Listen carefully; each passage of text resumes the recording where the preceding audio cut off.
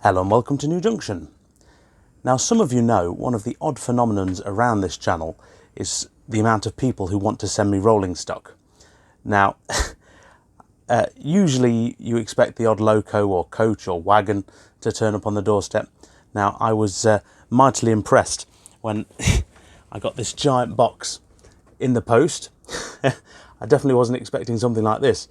And once I got over the fact or the disappointment that it wasn't a new PlayStation in a game box, I found it was from a chap called Finley, who hopefully we're helping setting up a new YouTube channel called Network South Central.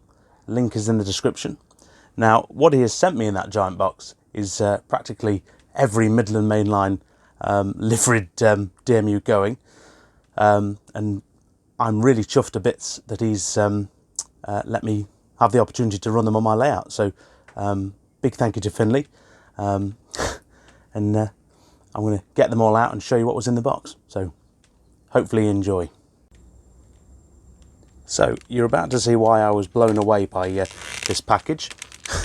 As you can see, this has got to be an entire collection, and I'm absolutely honoured to be given the trust to be able to be sent these in the post.